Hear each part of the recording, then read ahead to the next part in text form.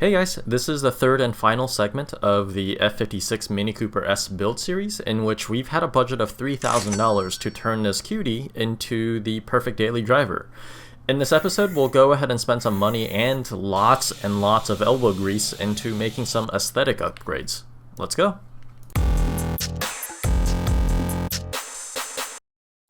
And as a recap, in the first episode we spent around $600 on suspension upgrades, and in the second episode we spent an additional $1,800 on power upgrades, trying to give it as much noise and power as a JCW Mini, which leaves just about $600 left in our budget for aesthetic upgrades. Now, this part actually was kind of the hardest part to plan, just because there were so many things that I wanted to do, but $600 isn't a lot of money to spend. But you know what doesn't cost any money but makes the car awesome anyway? Meticulously detailing the car. So let's first get started with that, and we'll figure out how to spend our money in just a little bit. Detailing cars is kind of like hiking for me. I don't do it often and I dread doing it, but when I actually get started, I don't want to stop. And after I'm finished, I'm really glad to have done it. There's nothing more satisfying than pulling up all the floor mats, vacuuming up all the rocks, dirt, leaves, hair, and even though I insist on never eating in this car, an occasional rogue french fry or two. But one thing that you'll find quite apparent in this episode is my borderline OCD-like obsession with details. So if there's dirt behind a pedal, my eye will twitch until I can remove the pedal and get behind there to get all the crumbs out. And the good thing is the car is only a year old, so there's not really a need to go full psycho here and start removing all the seats and interior trim panels. I mean, the car kind of is pretty clean as it is. But there are plenty of dust and fingerprints on everything, so we'll go ahead and use a brush to get all the dust out of the crevices and use a microfiber towel to give everything a good dusting wipe. For the areas that are actually dirty though, I like to use isopropyl alcohol diluted to about 40% with distilled water to give the surface a good wipe with a microfiber towel, and that works well enough for most fingerprints, grease, and shoe marks on interior trim panels. I'm sure you can use a diluted soapy water mix as well, but I always had pretty good luck with very weak alcohol mix, so that's what I tend to use. And I know this can leave the plastic surface a little dry, but I don't do this often. And I actually don't like using plastic protector chemicals because they always feel like they leave the surface overly greasy. And for a car that doesn't spend much time outside in the sun, I'd rather leave it completely dry looking like new, not like it left a cheap car wash. The center console and the area around it is usually where cars get the dirtiest, but I would resist the urge to soak everything in soapy water. I always just cringe whenever I see videos like this because I know that the dirty water is just dripping into the crevices and it might even cause electrical issues down the line. And this is one of the reasons why I would never hire anyone to detail any car that I personally care about. You'd be surprised how much you can accomplish with a brush and a vacuum alone, and for the dirty spots, just dampen a microfiber towel with a mild solvent mix and just wipe it down. Now that the interior is pristine, it's time to open our very first purchase for the episode. It's a set of custom fit bucket style floor mats made by WeatherTech, and these guys really should have a loyalty program or something because I think this is like the 6th set that I've purchased. I love these floor mats, not only because they fit very well, but because they tend to hold dirt, mud, and water inside of the mat instead of spilling out the side of it. I wouldn't have spent so much time vacuuming if I had just installed this from the beginning, but better late than never. These cost me $225 on Amazon, and it's a set of 4, 2 in the front and 2 in the back. And now I don't feel like I have to nag people to shake their shoes off every time they get in the car. They also come with floor clips for the front mats to make sure that they don't slide around and cause an accident. Here I'm switching out the Velcro style factory mat anchors for the new ones that came with the WeatherTech package. I ordered the mats in black, of course, to match the interior, and I think they fit in really good. And coming from someone who's been using them for over a decade, I know it'll be one of the best functional upgrades for a daily driver car. And the interior detail is done. It looks fantastic. So we can now move to the exterior, but we don't have a ton of budget left, so we're going to have to get pretty creative here. One of the best things that you can do to make the car look factory new and protect the paint of the car for multiple years is to have it ceramic coated. But I can tell you right now that this is a multi-day ordeal. I wouldn't try this at home unless you have a long 3-day weekend completely free. In fact, if you call a professional detailing company to have this done for you, they'll tell you that it costs anywhere between $1,000 to $3,000 depending on the size of the car and the condition of the car, and that they're going to keep it for multiple days. I don't have $1,000 left in my budget, so I'm just going to do it myself. So here's the process if you want to go all out. After first washing the car, remove any stubborn contaminants from the surface by clay barring the entire surface of the car, but concentrate especially on the horizontal surfaces and behind the wheels where, things can get kind of stuck. Then we're going to use a random orbital polisher and a compound solution to remove the deeper scratches. But for me, this Mini is only a year old and the paint doesn't really have any deep scratches, so I'm going to skip this step, but I do need to polish out the swirls. Ceramic coating is really kind of like painting. Most of the work really is in the prep. More meticulous you are in the prep stage, better your results will be.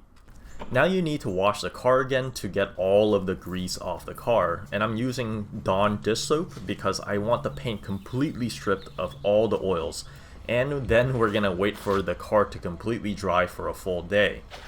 If there's any oily substance or water still lingering in any of the crevices, the ceramic coat won't adhere properly and you will have completely wasted your time. After a full day of drying, I'm going to give it just one more wipe off with a mild alcohol and distilled water mix to make sure that I didn't leave any grease from my fingers on the car, and to wipe off any dust or spider webs that may have settled on the car while it was drying. And now finally, after 2 days of shoulder aching labor, we can start the ceramic coating. I'm using this bottle. I've used this brand before multiple times even though I still don't know how to pronounce it. And even though it's a much more expensive product than the Chinese no-name brands, I'm willing to spend the money here to guarantee a great result. If I'm going to spend 3 days doing this, it really doesn't make sense for me to chance it on a sketchy, cheap product. This one cost me $90 on Amazon, and all the product links are in the description if you want to support the channel. So here's the fun part. Ceramic coatings, or the new graphene coatings, have really gotten increasingly user-friendly over the years, and it's not anything that the DIY customer needs to worry about. You can watch a few YouTube videos and you can get great results pretty easily by yourself. And even though the ceramic coating costs nearly $100, you're still saving a crazy amount of money by doing it yourself. When these ceramic coatings first came out, to be available to the DIY consumer like 10 years ago, that's when it started getting a little trendy. Back then, you really had to know exactly when to wipe off the ceramic coat after applying it on the surface, because if you wiped it off too early, then it wouldn't apply properly. But if you wiped it off too late, then you got these nasty hazes that you would have to compound off just to do this process all over again. You kind of had to watch out for the temperature and the humidity of the environment because it was all pretty tricky to do. But these days, they've gotten so user-friendly that the instructions basically just say put it on and wipe it off within a minute with a towel, and that's pretty much it. Anybody that is reasonably meticulous and patient can do this on their own. Trust me on that. One thing that you may not have known is that you can apply ceramic coating to glass and windows, and it serves as kind of like a semi-permanent Rain-X.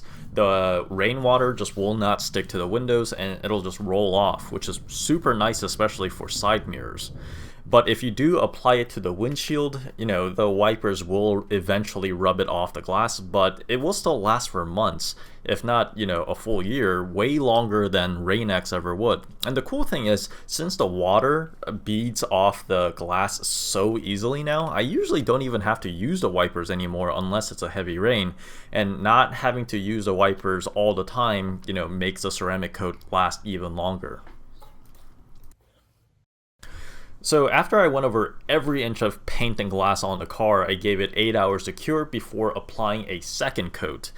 And obviously the second coat doesn't make the car look any better at this point, but it will make a huge difference in how long the coating lasts. So taking a little extra time and effort here makes complete sense, since it's the prep work that takes the most amount of elbow grease anyway.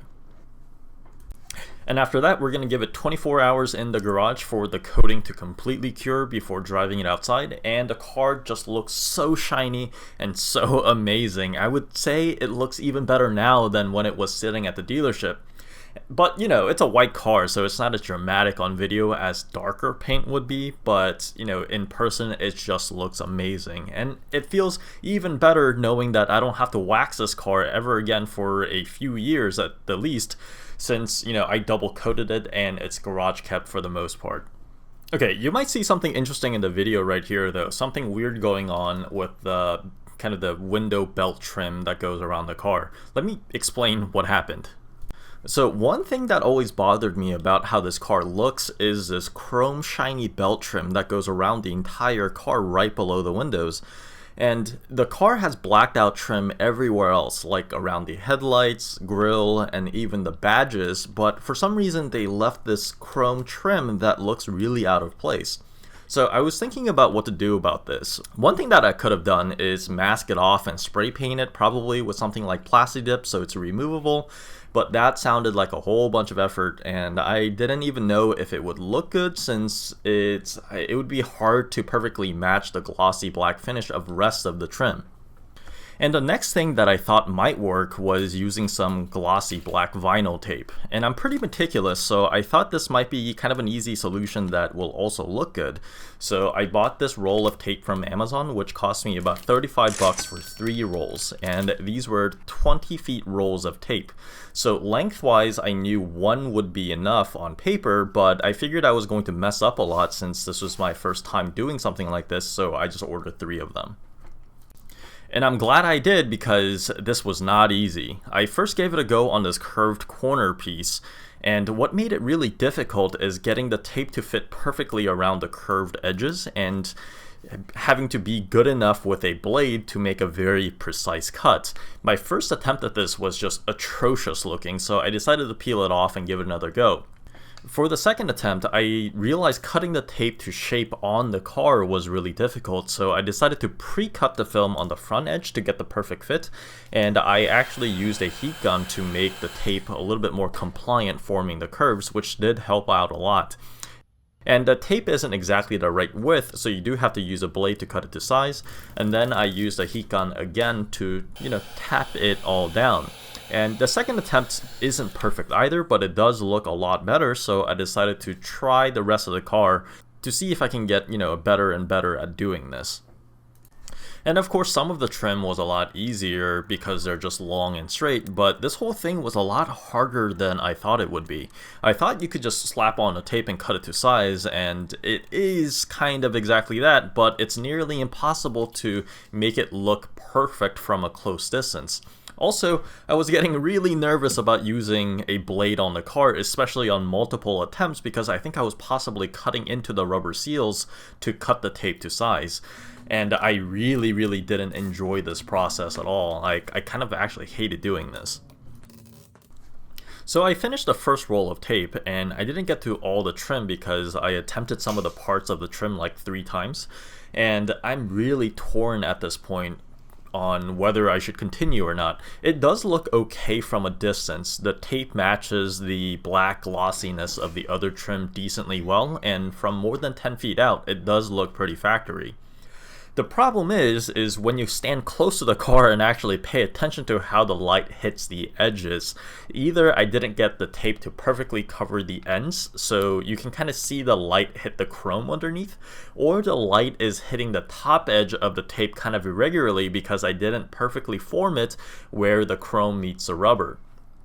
So I asked my fiance how she thought it looked, and she said it looked great, but, I think she was just kind of being nice. She's also the type to not even notice when I switch the wheels on a car, so I don't even know why I asked, and now I know how she feels when she asks me how her hair looks. After agonizing for a while, I ultimately just decided to rip it all up, and I didn't have to. I could have just kept it on there just to make the video look good for YouTube, but those small imperfections, I won't stop noticing them every time I get near this car. I know that about myself, and it's just gonna drive me absolutely nuts. So, unfortunately, this was a giant waste of time and a small waste of our budget, but hey, on this channel, we try to show the successes and the fails. It's why it's called Master of None. So while the car looks amazing, there's one thing left to do, and it's these wheels. And I'm usually fine with boring old alloy wheels on a car as long as it's not chrome, but I think this car, with all the black trim and everything, it would just look so much better with black wheels. But the problem is, I don't want to get a whole new set of wheels, which would cost me over $1,000, and I don't have the budget left for a proper powder coating from a shop, which, that would be just about $800, including the unmounting, remounting, and rebalancing of the tires. I would know. I called some companies in the area and actually checked. So I'm gonna go ahead and just paint them myself. I'm really pretty decent with rattle cans, and this would be far from the first set of wheels that I painted, but we gotta, get them cleaned first and really wash them thoroughly. Painting, like I said before, it's all in the prep. Painting is just the easy part, but your paint job will only be as good as the prep work that you put in. So I enlisted some help from my fiance's friends, because why not, and we just got them pristinely clean. I'm talking multiple washes and wipes until we couldn't, run a paper towel over every crevice and see, any black smudges. The paint that I'll be using is actually Plasti dip, and if you don't know what that is, I'll explain it in a second. I got this wheel painting kit put together by a company called dipyourcar.com, and I purchased it on Amazon for $140.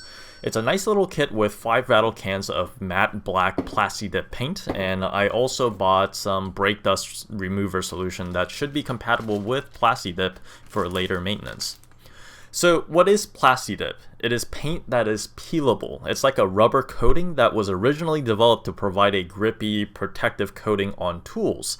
But now it comes in every color imaginable, and you can use it to paint things that you don't want to paint permanently. So people use them to paint entire cars, to make racing stripes, smoke out taillights, black out badges, and of course, to paint wheels. And what's nice about Plasti dip is that it's not permanent. So if you want to try, having bright pink wheels for a bit, you can do that on the cheap with a little bit of elbow grease, and if you end up hating it, you can just reverse it. If done properly, it can look almost as good as paint, and it's just as durable, if not more so, than vinyl wrapping, and it can even be a protective coating. Remember, this stuff was originally developed to be handles on wrenches. But the key word there is if done properly. I think because it's temporary, the stakes aren't that high if you mess this up, and because it's cheap, most people using this stuff just don't take the prep stage very seriously, and the entire product category just gets a really bad rep. Now, you don't have to sand the surface, but you do have to meticulously clean, mask off, and use proper paint spraying techniques to get the result that you're actually looking for. And if you don't do that, it'll come out all thin, streaky, drippy, and shitty, just like any other paint would look without the proper, prep work. And here's a little secret for you. Everyone kind of sucks with rattle cans, especially if you try to go through 5 of them in one go. Your index finger just gets tired and it starts hurting, you get impatient, it's hard to angle the cans right, paint splatters because your finger's in the way, or you're not keeping the nozzle completely clean, or sometimes you just don't even realize that the nozzle is pointing sideways. But to help with all of that, I use this can gun attachment every time I use a rattle can. It just makes rattle canning anything so much easier, and it's a universal fit. So I have the product linked in the description if you want to try it out for yourself and support the channel, and I think you should because it's like $6. Painting with Plasti dip is a little different than using real paint, at least in my experience. You really do have to focus on giving every crevice and area a nice thick coat, because it'll be a pain to remove later if it's too thin. So I used a full can on each of the wheels to get a nice thick coat, and even though the paint didn't drip anywhere, the texture kind of looks pretty blotchy up close in kind of the first stage. But that's not a problem, so what I did was I let it dry for a few hours, then I used the 5th can to give all 4 wheels a nice even coat to get that perfect factory looking finish. The texture is super consistent now, and I don't think anybody would be able to tell that this is peelable paint if they didn't know already. Alright, so let's put the wheels on the car and let's see how everything looks together.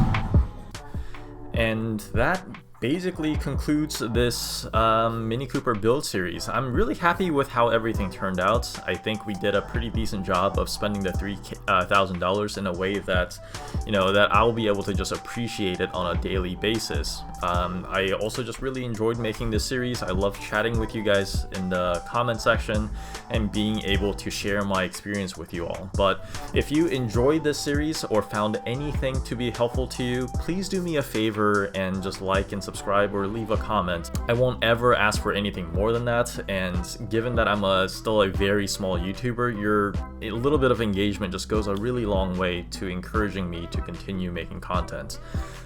Thanks again everyone, be nice, and see you guys again all very soon.